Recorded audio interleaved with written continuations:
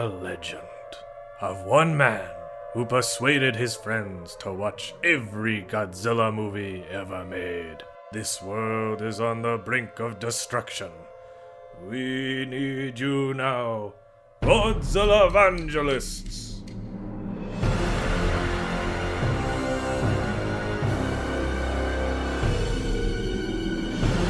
Godzillavangelists, a Geek Stew Network podcast, produced and hosted by Ryan Sargent, featuring Sam Schlenker and Joanna Brodecki.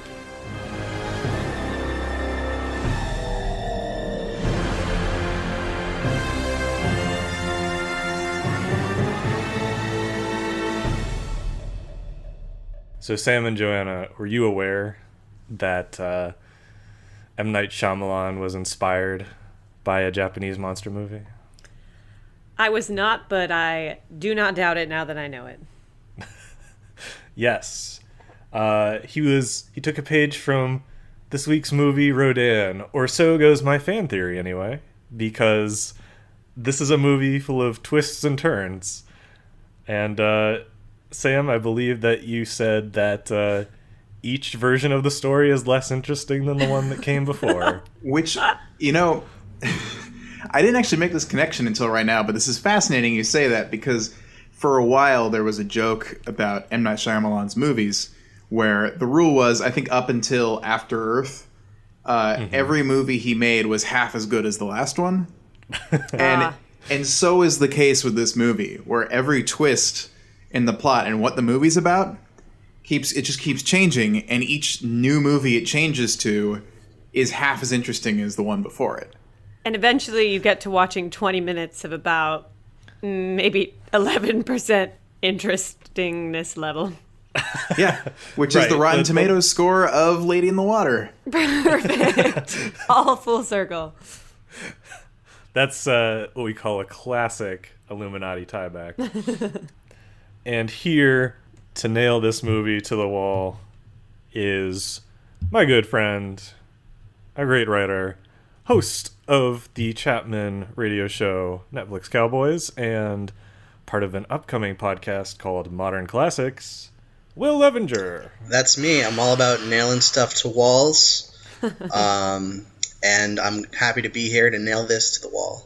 I have to say I'm a little bit of a Godzilla neophyte, so watching this one was an interesting way to get introduced to the older, less Gareth Edwards-y. Is it Gareth Edwards that did the most recent one? It is Gareth Less Edwards. Gareth Yes. Edwards-y versions of Godzilla that I have not known and don't love, but might be on my way to loving. Maybe.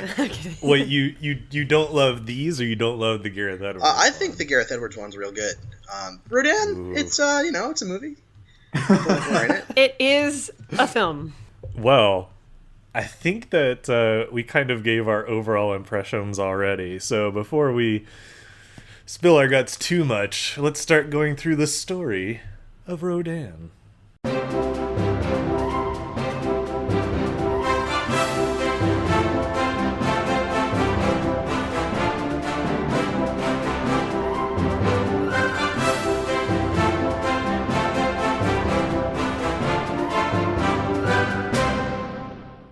Can I try just attempt to sum up what this movie was about? What all four of these movies were? You mean the 7 films that we watched? Right, that all add up to over 12 hours. 3 of which were just missiles. Right. Oh, that's the final movie. So if I'm to understand, we open on a mining town, and there's been a murder in the mining town, or so we think. Right. Interesting movie. Right, so there's been a disagreement between Goro and Yoshi, right? And they disappeared into the mine, and then Yoshi turns up dead. Basically, it's this mining town at the base of Mount Aso, and it's kind of like Japanese West Virginia, if it tells you anything. It's a very depressed area, both economically and spiritually. There's all these depressed miners and miners' wives, and nobody's having a good time. And this is like the lower budget film that I want to see. You know, like these older women in the town attacking the sister of the potential murderer of the other minor. Yes. This was all very, very engaging. I was like, wow, dang, they're up in their story level. I like this. I guess you sort of see the budget being a problem because Goro only has 2 arms in the... as anyone who's familiar with Mortal Kombat would know, that's 2 arms too few. Too few. Yes. There's also so many missing characters. Shao Kahn. I don't know the rest of the characters. Sub-Zero. That's a guy Scorpion. in Mortal Kombat, right? Scorpion. None of them are here. But yes, they think Goro's the murderer. And it's a very interesting interpersonal drama because the person that we think is going to be our protagonist, a guy named Shigeru, he's a safety engineer at the coal mine, and he's friends with Goro because his fiance is Goro's sister. And so yeah, he's trying to like find out what happened in this collapsed mine shaft, and like Joanna said, his fiance Kyo is like scorned by all the townswomen because she's associated with a murderer, or so they think. But yeah, what did you guys think of Shigeru and Kyo? Had I not known there was a giant monster battle coming, I would have been a little confused. I don't know if they really could handle it. Could handle the whole movie on their shoulders. It's true, but I'm giving them the benefit of the doubt that they would give them a personality if the story actually followed them more than it did. Right. Because as it is, there's not a whole lot to grab onto. This is Not much. There's no... It's no original Godzilla with that love triangle, and it's not even the bromance of Kobayashi and the other guy I don't remember from Godzilla Raids Or that Again. little 12-year-old in the photo. She even had a lot more personality going on. Yeah, it's no statutory situation like in. So yeah, the police go looking for Goro in the mines, and they get killed, and all these bodies are showing up like mutilated, but like appropriate for a 1957 audience mutilated. But it was still pretty grisly, actually. Like, I was kind of impressed at how morbid some of the stuff was, especially early in the movie. It's very unglamorous deaths. Yeah, and just the floating bodies, like, yeah, all kind of grisly pictures to see. Yeah, that's right. They bring them to like a morgue or something, and they like bathe them, and because they're dead, they float. It's pretty creepy. Is that a thing? That if you're dead, you suddenly you float, which is ironic because I feel like drowning is you'd want to float when you're alive. Well, right? Yeah, but this is the quickest side story. My dad, my brother, and I used to get in trouble at the pool because we would play a game called Dead Man's Float, and it was literally you lay on your stomach and see which one of you can lay on your stomach and pretend to be dead for the longest. And so we got in trouble because the lifeguards would be like, "Hey, you! Quit pretending to be dead," you know, because they couldn't tell if we were actually dead or not. But it's just my dad encouraging us to pretend. Back in the day, they would occasionally, if you worked at a morgue for fun, you just stick a helium tank into the dead bodies, making them float. No, I think it's something that happens after you're dead for a while, like gases in your body, kind of, you know. Right. I don't think it happens immediately. It would be weird if they all just went and immediately floated afterwards. Right. It's true. I can imagine like the Titanic, like all these people just bobbing up, like too soon, huh? That's. Um, I mean, you'd think that they would have room for them on the. They'd have room for him on the door from Titanic if they're being buoyed by all the other bodies. That would be... That's true. They could make a raft if of he corpses. strung together an entire new Titanic made out of the people who died on the Titanic. Oh my gosh. Yeah, you guys, if you drown, your body will remain submerged for some days until the bacteria in your gut and chest cavity produce enough gas. So, yes, correct. And then you'll float to the top. So if you have really You just bad, gotta wait it out. if you have really bad acid reflux, you float immediately. Yes. You can't die if you have bad acid reflux. That's good news for me. You guys, me too. My doctor told me the other day. She's like, you do have acid reflux. However, here is the benefit of it for you. You are immortal. Mm-hmm. Speaking of maggots, they do quickly find out that no, it wasn't Goro killing all these people. It was these gigantic bugs, which we later learn are dragonfly larvae called Meganulon.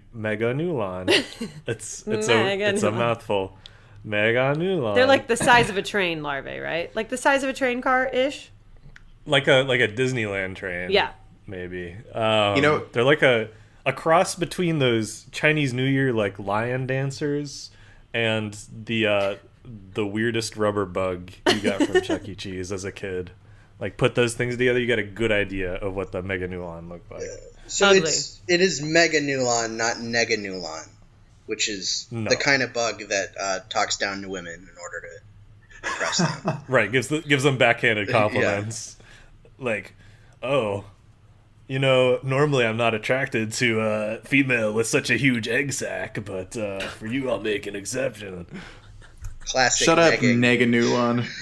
That was trying to make me be Neganulon. That was a pretty good Neganulon. Yeah, no, that was right off the top of the dome. That's a good Neganulon. Thank you. I was convinced. Here's another one. You would be really pretty if you just polished your compound eyes a little bit more. Yeah, you're really good at this. You do this a lot with women? He writes Hallmark cards for it. Yeah, with this in mind. Yeah, my girlfriend is going to love this episode. By the way, guys, mostly because of all the corpse I don't know if you knew this, but I actually myself have a girlfriend. Oh, I just thought I'd let everybody who's listening to the podcast know that people like me. It's a good life that I lead. For those of you who don't know Will, he has a habit of announcing that he has a girlfriend. Apropos of nothing. Well, it's actually it's good that he does because I always forget. I like every time I'm like, oh, that's right, and it's been like 5 times, and I'm always just like, this guy doesn't have a girlfriend, and then thank you for reminding me.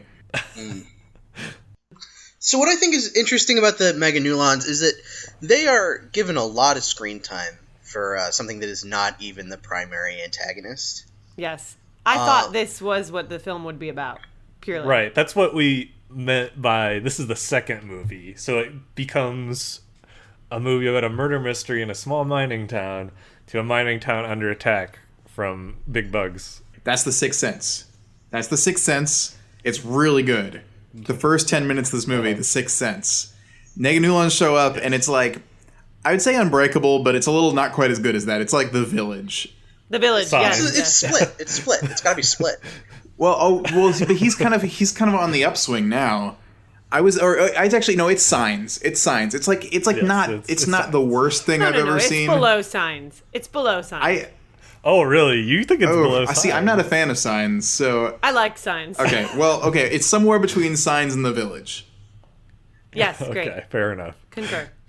But the most deceiving thing too, again, like similar to how that romance couldn't have held a whole film, watching this guy, try to be terrifying, it's like his max capacity would maybe be killing 5 to 10 people at a time. And as we know from previous Godzilla films, like that's not really going to cut it for, worldly destruction enough to the point. So I was like, where is this going? What's the point of him? Why do we see this person thing? It's nice of you to call him a person. Has a heart. I'm Probably sure Negulon would Absolutely appreciate that.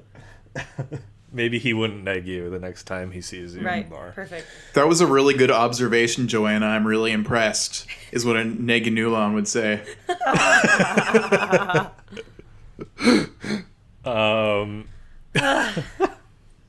Oh my gosh. So yes, so one of these bugs attacks Shigeru and Kyo when they're in the house together, and all the townspeople chase it like Benny Hill style up a hill, and then all of a sudden it's a miniature Menegulon, and it doesn't look very good. And it tumbles. Yes, quite magnificently. This is the first moment of really great, weird cheese fest special effects for me. Is it kind of like, do they shoot at it? Is it that they shoot at it and then it just kind of rolls down the hill really fast? Well, they shoot at it, but no one hits it. No one gets anywhere close. They're all awful shot. Terrible. Right. It's so much to the point that I thought that it was kind of like one of those old movies where someone's, it's like immortal, like a monster, and everyone shoots and it just doesn't affect it, that you're to believe that the bullets are going through. But I don't think that's actually I think the intention was like all 60 of these people shot 60 times each and nobody hit it. I mean... Well, later they do say that the guns have no effect, to be a nerd, but... Okay. They probably just didn't want to mess up they only the shot model rocks, with the squibs. You would think, these attacks are usually happening to Japanese people. And in these movies, have they seen the Godzilla movies to know that the guns are not going to work for the first hour and a half? Because there's always like an hour and a half where they're like, all right, let's try guns. And the guns never have once worked. No. What's interesting, though, is this movie, they never learn. Because the end of the movie, they're still trying guns. Not to spoil anything, but I think nobody in this movie ever saw even their own movie. Whoa. It's like you said about Godzilla raids again. Nobody seems to realize that Godzilla already attacked. It seems to be a fresh slate. Or at least there's not a lot of interdepartmental communication in 50s Japan.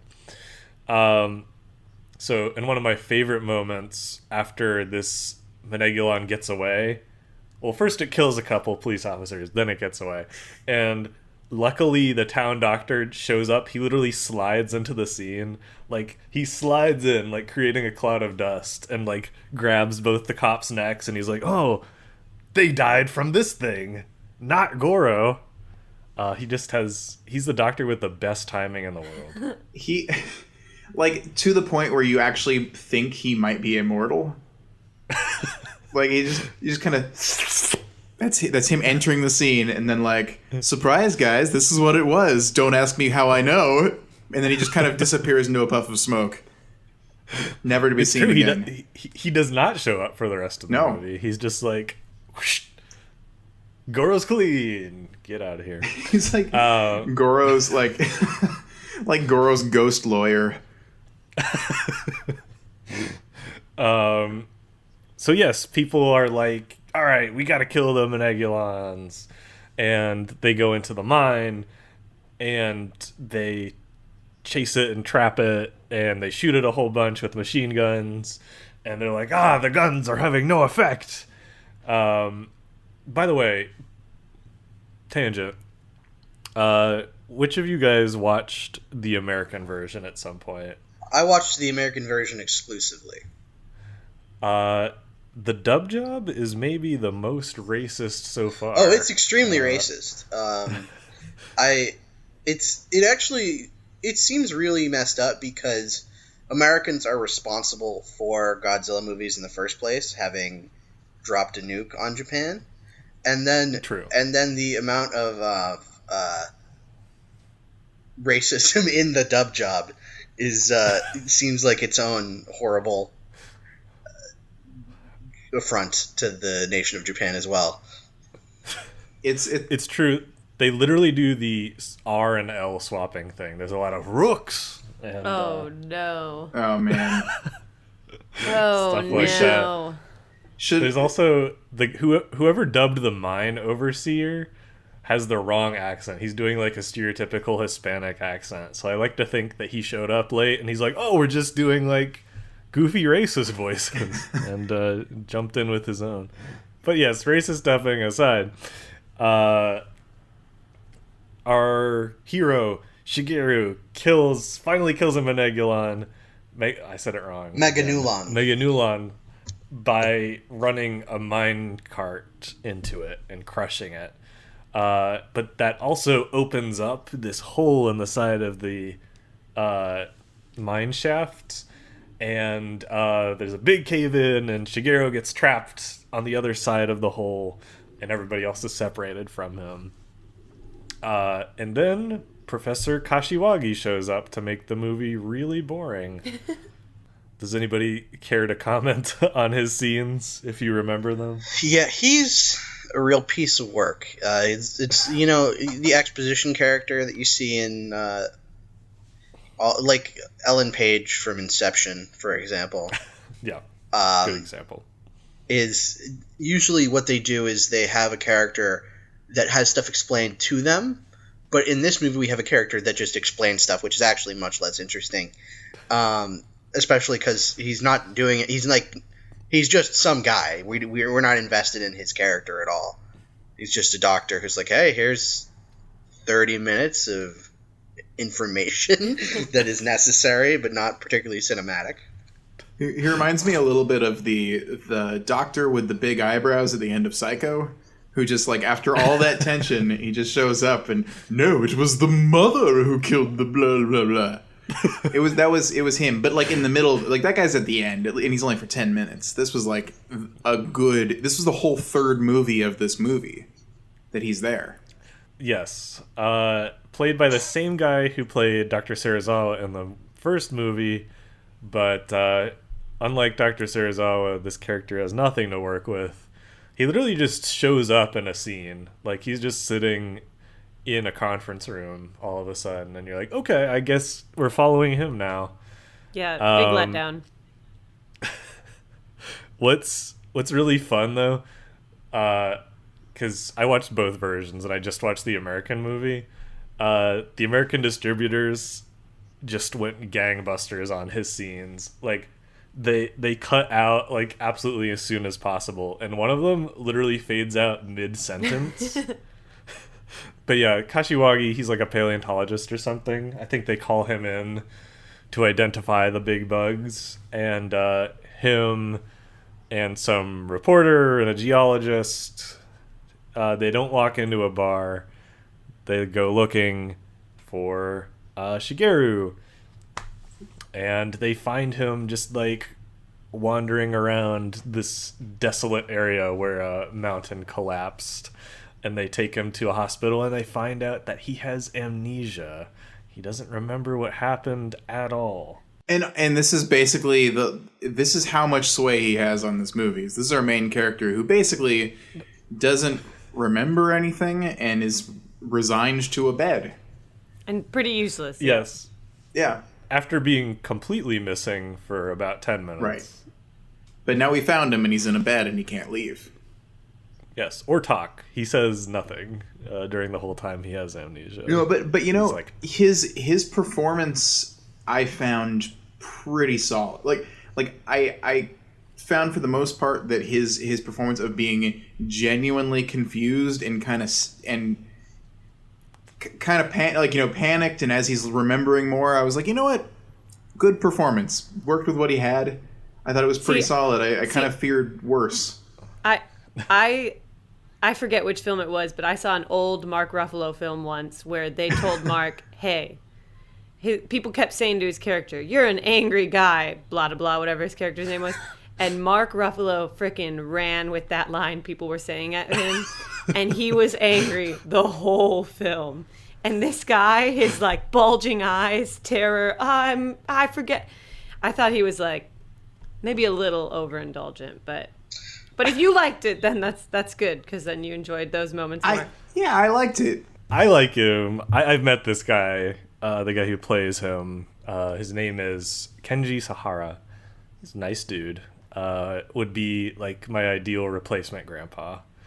Did he have a dry personality? No, he was very warm, actually. Well, I mean, that also makes sense, given his name is Sahara. Yeah. Whoa. Oh, rim shot. Yeah. I like what he does. He does a pretty good job of being traumatized, to be fair.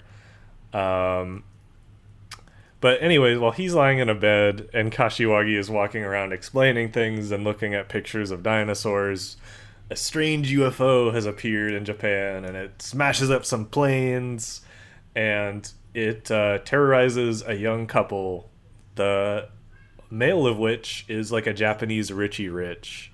Like he literally he's wearing a Hawaiian shirt and he leaves like this giant ski lodge.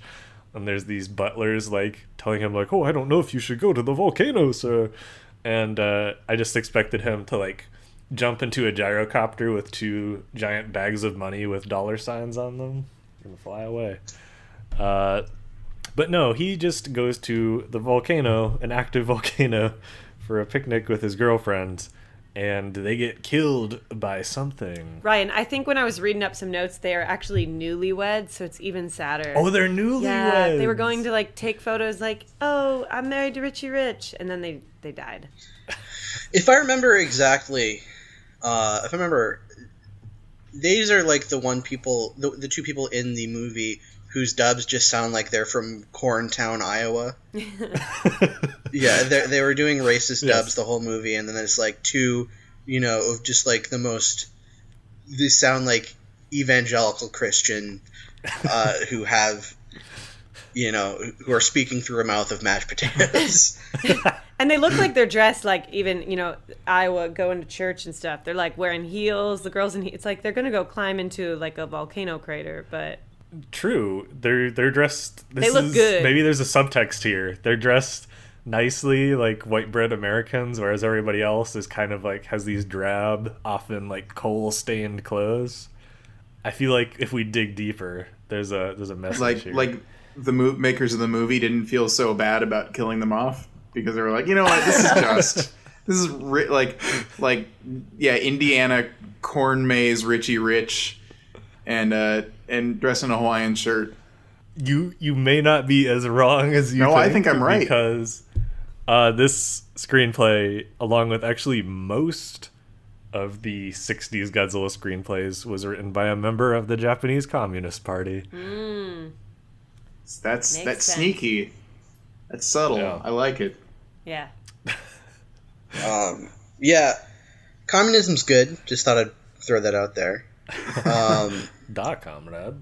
But I mean, if anyone here has seen Hail Caesar, there is a scene in which pretty much all the writers are outed as being communists, who are trying to slyly put in communist propaganda into their movies that nobody notices. And I feel like this movie might be an example of that, because it's hard to suss out much of a political statement behind it.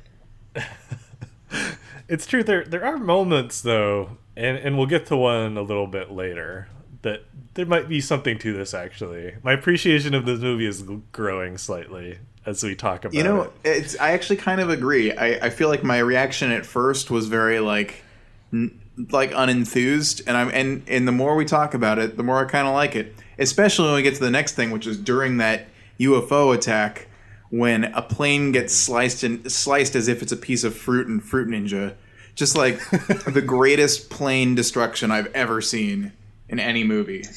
Yeah, the plane is beheaded. Yeah, no, correct. Yeah. And like the physics are such that it seriously is Fruit Ninja. It's like someone threw a stick of butter up in the air and just like hot butter and just like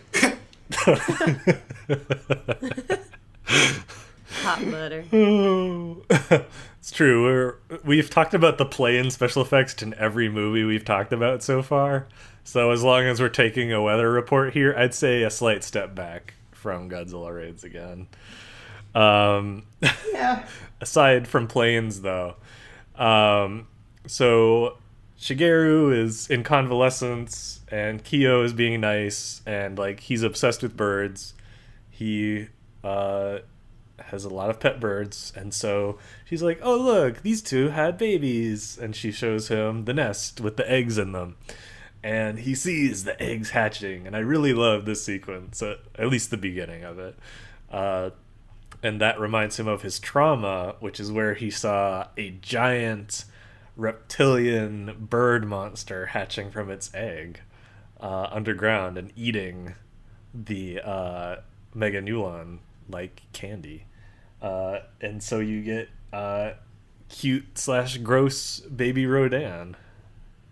With just like the most like, I thought Godzilla's roar can be a little off-putting at times, but the noise Rodan makes, its screech, is just painful. But Joanna, accurate. remind me of what that sounded like. Yes, I'm glad you asked. It's a bit like, and that's maybe a little too high, but as close as that one can get. No. It's more like, ow! It's like, What? I'm gonna not do my version, but I think hers wins. I think Joanna wins. yes, thank you. Appreciate the I support. don't understand. You guys, you didn't watch these movies for years and years. Yours was too close to doing it Godzilla right. sound. It's a It's little true. screechier. It's true. I didn't hit the high right, but it always ends with like this deep rumbling part as well. It goes like up. I and loved the image of Rodan cracking out of this egg too, because every time I think about it, it just reminds me of The Land Before Time, and like it's kind of cute, but it's not. But like, just a fun. Yeah, my dude is about to murder half of Japan. Right. So less fun, certainly. Less fun. But for a moment, you're like, less fun. is he cute? But he's not. Right. If this was a Harry and the Hendersons type take on Rodan, in that moment, Rodan would have imprinted on Shigeru, and the rest of the movie would have been him like protecting Rodan. Oh, that'd be cute. They don't understand that he's good. And honestly, that's a better movie Yeah, I than the would next watch three that. versions of this movie. It probably would be better. That's a great. I like it. So yeah, they realize like, oh, this UFO is Rodan. And so Kashiwagi slows the movie down again. They go into the cave and they find pieces of Rodan's eggshell so they can study it, which does create something hilarious though, because they take the piece of shell into a supercomputer, and it's literally just a computer designed to calculate how big an egg is from a piece of egg. I love that exists. Very advanced. It's like an entire room dedicated to calculating egg sizes. There is an earthquake, so they have to leave the shell. Then they calculate how big the shell is, and then they're like, Rodan must be pretty big. And then suddenly And, he's everywhere. He's literally in every city every 5 seconds. That's right, yes. There's like a montage where we're going in different countries in the East Pacific, like China, the Philippines, Okinawa. I know that's part of Japan, but We're getting political. point taken. We're getting political now. I thought he made it to Paris. Did he not? I might have made that up. don't think he did. I think they were in the neighborhood. They were just around the block. That was just Over- bad dubbing where someone thought French and Japanese people were the same. And just dubbed He's them as over French. the islands in the South China Sea, which we all know belong to Japan rightfully. This is another, VFX moment I wanted to call out.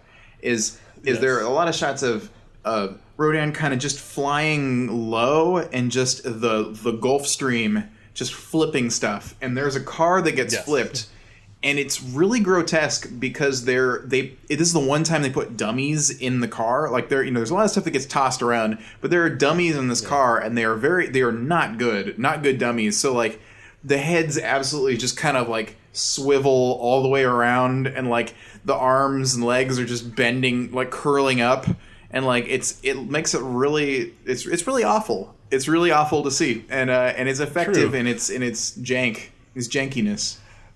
Yeah, I was gonna say, through its badness, the intended effect was created. Yeah. I know exactly the shot you're talking about. It is about here. So depending on what version of the movie you're watching, you find out there's a second Rodan here, or maybe a little bit later. But either way, because we needed another twist. There's 2 Rodans. We needed one more twist. They were like, we don't have enough, and One there's more another Rodan. Rodan. I actually think 2 Rodans is more interesting than 1 Rodan, but if you disagree, fair enough. What is wait, okay, because the movie's just called Rodan, and not Rodans. But is Rodan a plural? No, it's not. I watched the movie. It's not. Rodan isn't the plural form. Like deer? They do say Rodan. Sorry? It's like, yeah. Like deer. I tried. Rodan is, yeah. We can't get into this debate, or I'm going to go on a rant about how European people are stupid for saying in hospital instead of in the hospital. Wait, what did they say? I can't abide by it. European say people like, said what? In hospital. In They hospital? say like, oh, like, yeah, like Sam is in Or hospital like at right university versus Yeah. at the university. What about bathroom? Ryan, At bathroom? Ryan, did you go to Or is it- school or did you go to the school? now. I went to the school, Chapman University. Shout out. Poked a hole in your theory. I think in hospital is adorable. Yeah. It is. Well,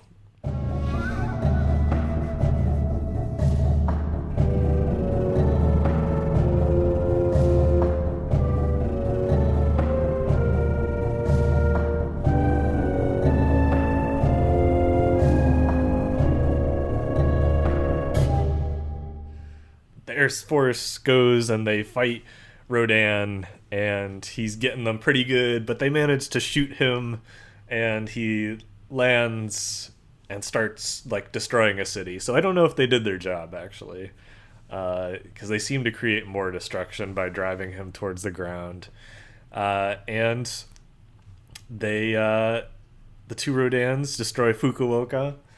I love this destruction sequence.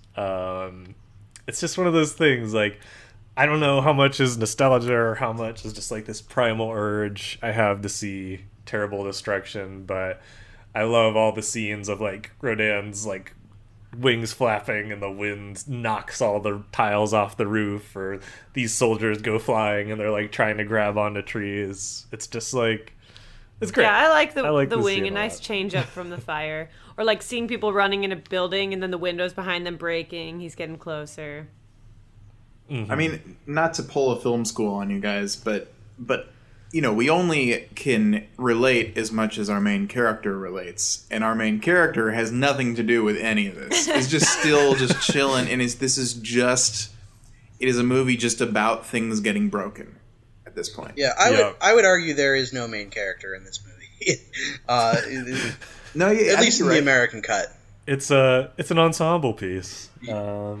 You know, it's not a good thing. I am agreeing with Sam. Yeah, yes. Yeah. No, I'm being sarcastic. Yeah, that's the biggest problem with this movie, because without any main character, we're left to most empathize with Rodan, which is not entirely unintended, but it kind of makes you wonder what the point of the movie is, which is a fair question.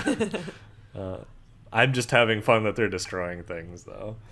So they destroy the city, and the 2 Rodans go back to hibernate under the volcano. And there's a great line here in the American version where Professor Kashiwagi says the line, "We know the Rodans are reptiles, a member of the snake family."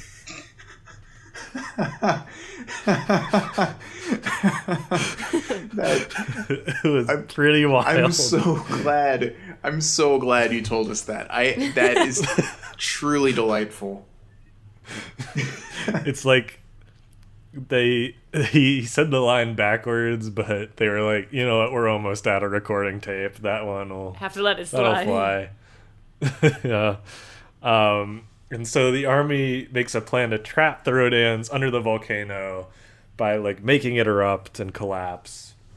And there's another great, and by great I mean bad, change in the American version here, where in the Japanese version this geologist is like, well, wait a minute, that's going to destroy this whole mining town and like ruin these people's livelihood. Like their lives will be over, they'll become refugees. And the soldiers are like, well, we're just gonna have to deal with it. And that ties back to that sort of like subtle, like half-baked subtext we were seeing earlier about like the poor being disposable. which is kind of like a thread through this movie, even if it doesn't quite pay off. But in the American version, he says, "What about the women and the children?" And they're like, "Oh, don't you think we thought of that? We're going to evacuate them." And he kind of just sits down with like, "Oh." So he comes off like a complete idiot. Like he thought they weren't going to evacuate people. Yeah, much darker in the Japanese version then. Yeah. Well, that's probably what it was, though. Is they probably, for the American version, they were like, wait a second, they can't handle all the women and children dying, so we'll just kind of throw that in there. And then then it's they're dubbing over a shot. So then there was a shot of someone looking concerned, and they're like, well, I guess he's just gonna be kind of bummed out about them telling him this. Oh. Like, you got to work with the footage you got, and so yeah, that's what happens when you force things. We saw that in Godzilla King of the Monsters. You get some weird moments. And so Sam, since this is your favorite part, maybe you'd like to tell the audience about it. Yeah, so the climax of this movie consists of, I kid you not, like 16 minutes of the army just shooting various guns at this volcano. No monsters are seen. It's just shooting guns, and it's just that's just the missiles flying at it, right? And then you're like, and then someone will be like they'll point, and then they'll shoot some more, and then more machine guns, and then more missiles, and it just keeps going. And it's amazing in that you keep expecting something to happen, and it's just more shooting, and then and then finally after like 15 minutes, there's a break, and then the monsters nothing's happened. It didn't affect it. And then the commander says, and this is my favorite part of the whole movie, the commander says, "All right, open fire." And then they just start shooting some more.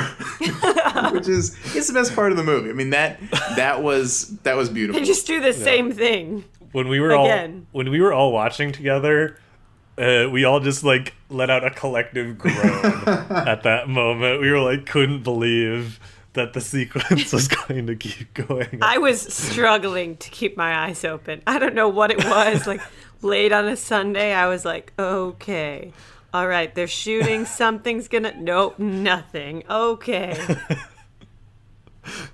The American version does make slightly more sense. They dubbed the general to say, "Okay, fire at the south entrance now." Oh, that was a better choice. Yeah. So the idea is that they're closing off like another avenue escape, but it still goes on way too long. Oh yeah, no, it's still real weird. I mean, again, they're not genre savvy at all. You would think at a certain point they'd be like, I've seen these movies before. Well, they're not firing at the Rodans. They're trying to bury them in the volcano. Which makes it even less interesting. If they were shooting at a monster, you're shooting at a monster. This is shooting a mountain. I mean, this is what my Republican friends from high school just did, is just shoot mountains. Just shoot at them. And I don't want to watch that. Didn't you grow up in Pasadena? I did, but I went to a private school. I didn't realize there was a pastime there too. Yeah. So did like Stephen Miller though. Stephen Miller is from California. It's universal in Virginia, not a mountain, but like a quarry or a forest for sure. Yeah, so I mean that it wasn't interesting in high school, and it's not interesting for 15 minutes in a movie because there are monsters, and I don't want to see shooting a mountain. Very true, but then like finally, after I know we've been like joking about how long it is, but I believe that it like. Using the proper use of the word literally, it is literally about 4 or 5 minutes of nothing but firing guns. And it felt like 19 minimum. I thought that movie was over 2 hours, and when you told me it's only about an hour and a half when we finished, I was in absolute shock. Yeah, it felt like literally 30 minutes. It does feel like way more than it is. Then the Rodans like suddenly wake up and they're like, wait a minute, maybe something's going on. Or if we're using the husband-wife analogy, she was probably like, honey, get up, I hear something. It's the neighbors again. But anyway, they try to escape, and depending on what movie you're watching, the context of the scene is actually very different. And the American version comes off a lot better. So I'm going to describe what happens in that one, which I believe you're supposed to interpret out of the Japanese version, but it's not edited as well.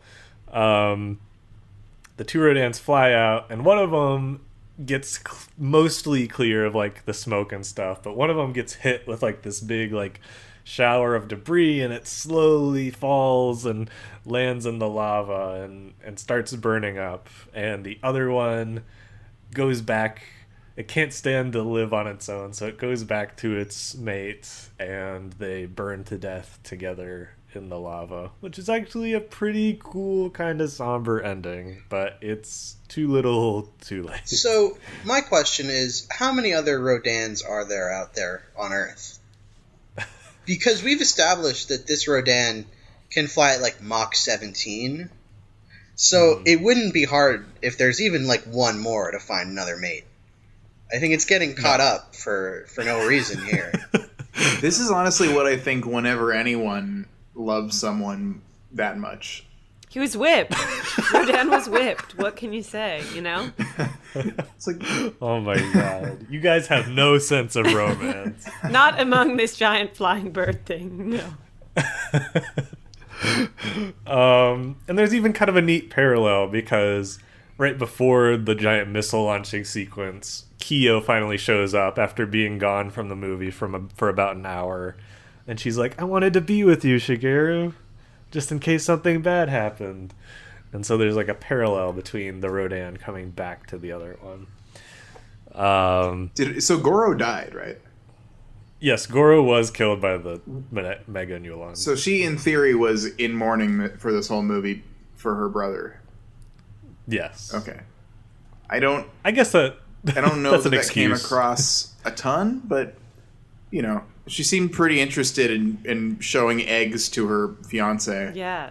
And less about crying that her brother was killed by a armadillo beetle. And usually I'm like really ready point. for the female crying in these Godzilla films. Very forced, no real tears, but clearly very upset about something.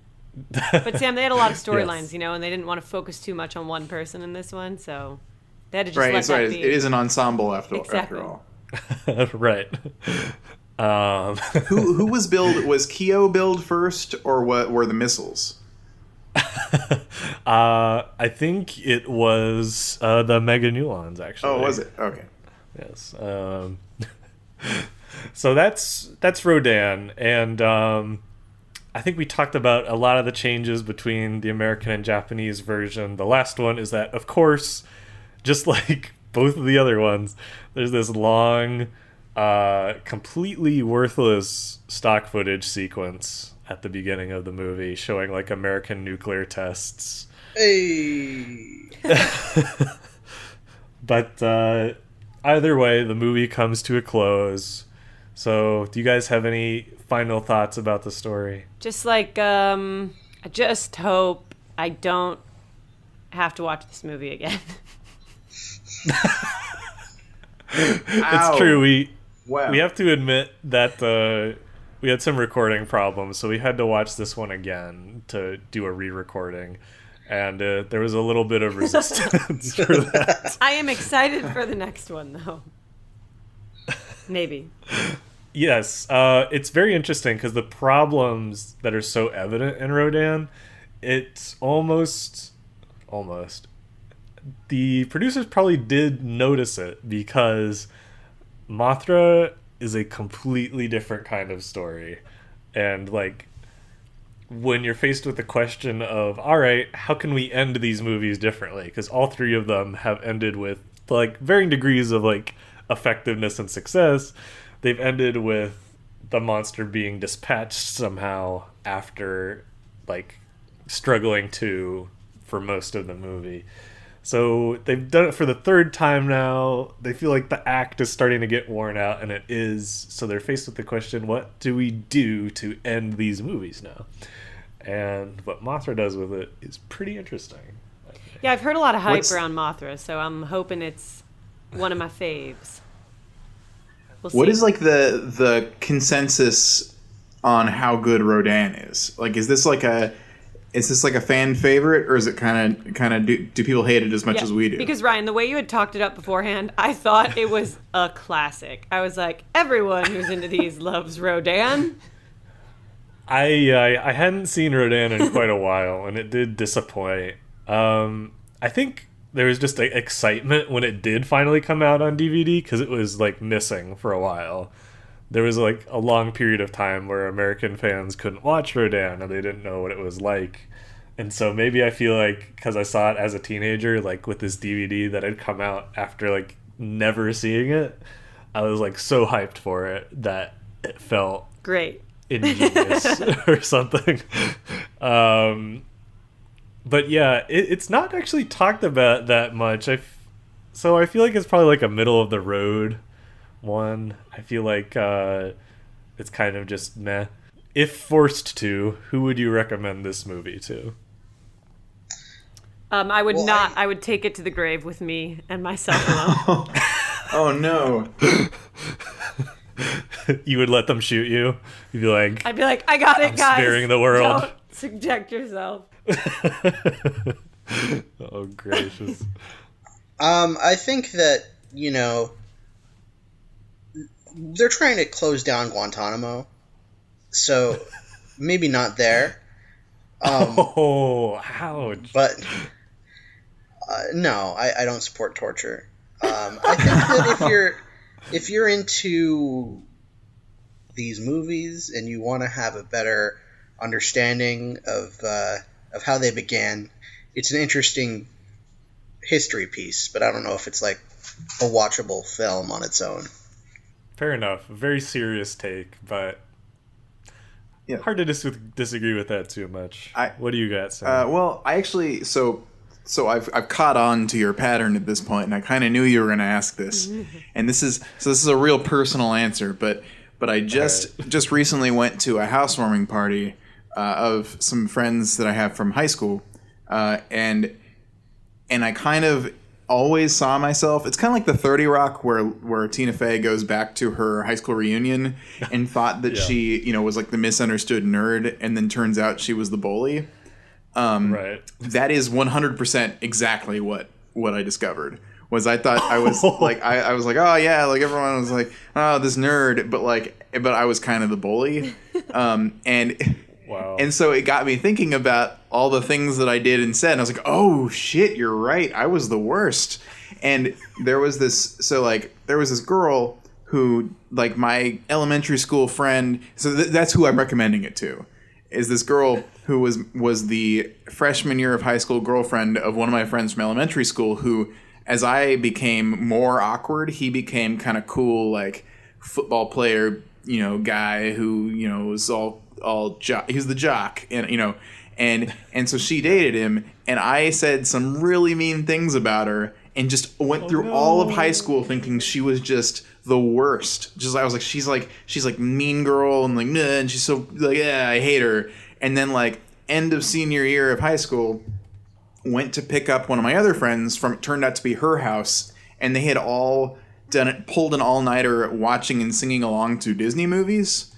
And then they were like, oh yeah, join us. And so I joined them for The Lion King and discovered she was the nicest. Wait, but I'm confused. This sounds like a story of forgiveness, but you want to force her to watch. Well, no, I want her to watch this so she can know how it feels to think she was the monster, and then discover there was an even greater monster, which was I am Rodan. She was Menegulon, and you were... Are you going to write her a note explaining this before she watches the film? Like, send the DVD in a letter. I think it's pretty obvious. She might not catch on. No, I think she'll pick up. I'll just mail the DVD to her, and she'll figure it out. You guys weren't too unfair, but as the resident fan, I feel like I have to defend Rodan a tiny bit.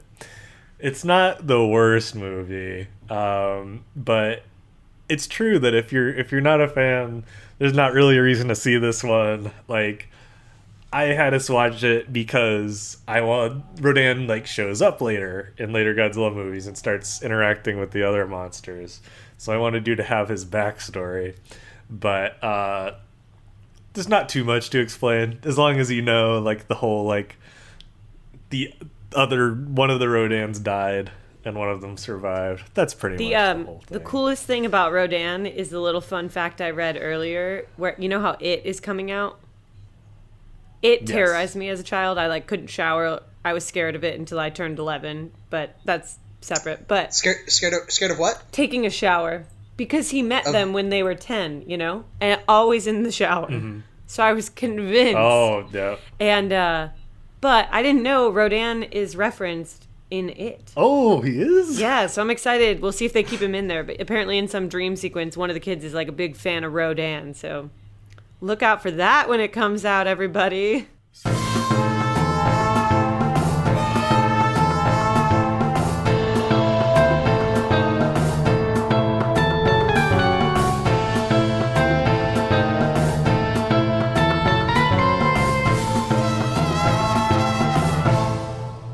So, it's time for our semi-regular segment, Magical Sam and Mystic Joanna, with special guest star, Crystal Clear Will.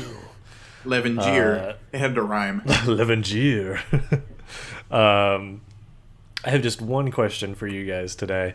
I want to know how you think Godzilla and Rodan are going to get along. How are things going to go when they meet each other? Well, I'll start. To my knowledge, Rodan is dead, but that doesn't seem to be something that's going to be permanent, because there are other Rodans, there are other giant luminous eggs. Of course. So I think that there's no way that Godzilla's neck is stronger than a plane. So shouldn't Rodan just be able to behead Godzilla the same way they're able to behead a plane? Right. Why isn't the whole Godzilla made out of the black box? Actually, I can clarify this. Godzilla has a special mutation in his genes that rapidly repair any and all cell damage. Damn. So he's Wolverine. Mm-hmm. Yes, exactly. Before Wolverine, I may say. I think they're not going to get along well at first, obviously, because why would they?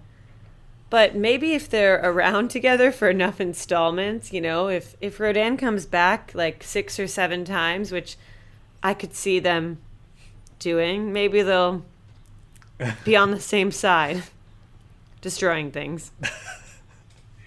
It is true, because I do feel like, Godzilla's a little more terrifying to the people on the ground to me.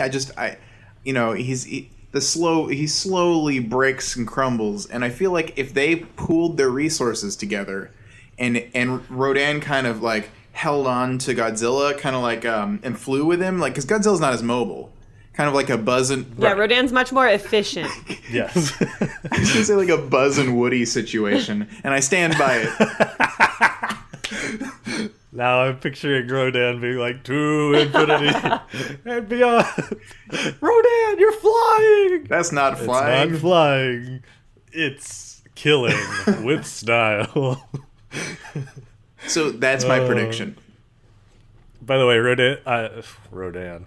Joanna, I want to go back to something you said that slipped by very quickly, but was very interesting to me.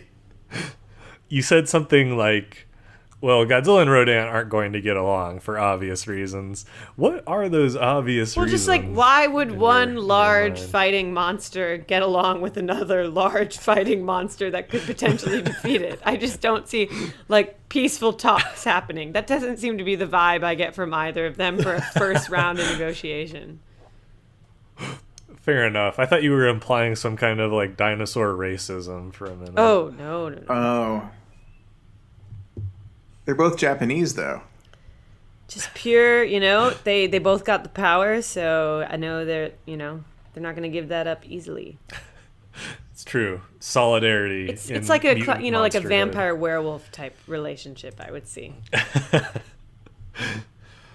So, next episode we're going to be talking about Mothra. I'm not actually sure if we're going to watch the American or Japanese version. But again, they're fairly similar. They're not terribly different. So whichever one you watch, you should be able to follow. So yeah, if you want to watch along with us, make sure you get in a viewing of Mothra. So are you guys excited? Fearful? What do you think Mothra will be like? I have high hopes. I'm most curious to see what Mothra's dangerous ability is. Does she shoot lasers out of her many eyes? That's what I'm hoping for right now, but it seems a bit advanced. She can't do the wing thing because that's already been taken, so that's most what I'm looking forward to. Does she fly into people's closets and eat all of their wool clothes? Yeah, or like old crackers, you know? Mm-hmm. Yes, there's a scene where this shepherd is just crying because all his sheep are fine, but all of their wool has been eaten off, so his harvest is ruined. No. For the season. You know, it's very tragic. When I was in college, my apartment had a really bad moth infestation, and we were trying to figure out where they were coming from, and it turns out that my roommate, just under the sink, he had a Ziploc bag of pizza crusts. Oh no! And he had left it there for a year and a half. Why? For who knows? And it was just filled with moths. Enough moths to make up an entire Mothra. Ew. That's the worst thing I've ever fucking heard of. Yeah. That is disgusting. Yeah, we went from magical, colorful Japanese science fiction to the grotesquerie of a David Fincher movie. Two sides of the same coin. Really, if you think about it, they aren't at all. But I hope you guys had a great time listening to this episode. If you haven't yet, subscribe to us on whatever podcast service you use. Leave us a nice review. We would love that. If you want to review and say whether you like Joanna or Sam better, you should, because so far that's the trend I'm seeing in the reviews we've got so far. Wait, who's winning? I think it's 1-1. I believe so as well. I think if anybody wants me to win, I'm also on board. That's right. We have a dark horse candidate.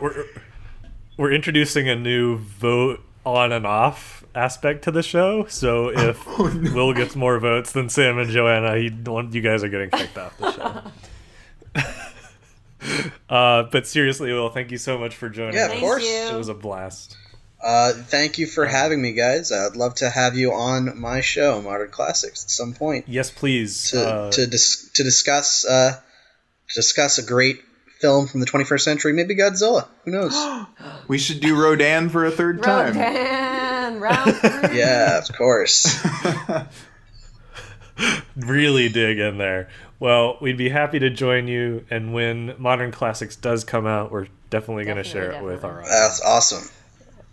But in the meantime, take care of yourselves, everybody, and keep spreading the word of Godzilla.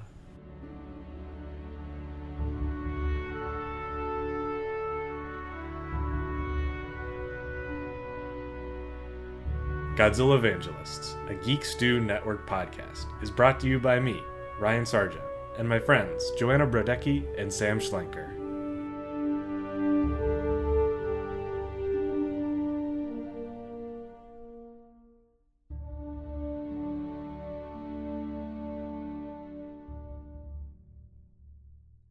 We'd like to thank our editor and mixer, Zachary Stanton Savitz. All our incredible music is composed by Robert Mai, and our wonderful artwork is drawn by Cassidy Stone. Our social media was coordinated with style by Lauren Sargent. We'd like to give special thanks to our families, to Michelle Delgado, and to the wonderful artists who made the movies that we talked about today. Godzillavangelists is a satirical, critical work not affiliated or endorsed by Toho, Legendary Pictures, or anyone behind the Godzilla series.